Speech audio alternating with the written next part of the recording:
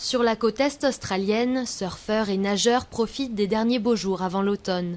Tous semblent avoir oublié qu'un mois auparavant, sur cette même plage, un surfeur s'est retrouvé nez à nez avec un requin bulldog de 3 mètres de long. Il m'a attrapé, il m'a retourné, m'a entraîné vers le fond. Puis il m'a lâché, parce que je crois qu'il avait de la fibre de verre dans la bouche, cette partie-là.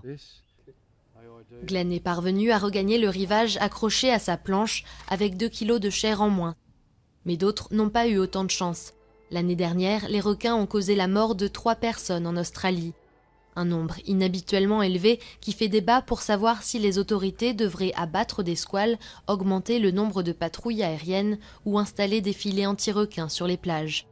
Ces incidents ont aussi fait renaître les craintes d'attaques cauchemardesques du type les dents de la mer, mais les spécialistes assurent que ce cliché est bien loin de la réalité.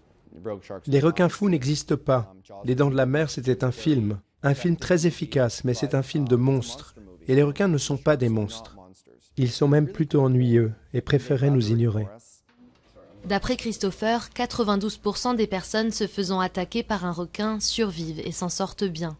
Le nombre moyen d'attaques en Australie, 15 par an dont une mortelle, a certes augmenté, mais dans les mêmes proportions que la population et la popularité des sports aquatiques. Une mesure de précaution simple pour éviter le pire, ne pas s'aventurer au large lors d'une journée à risque.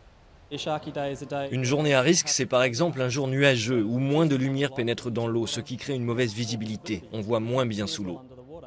C'est le genre d'occasion dont un requin peut profiter pour attaquer ses proies qui y voient mal.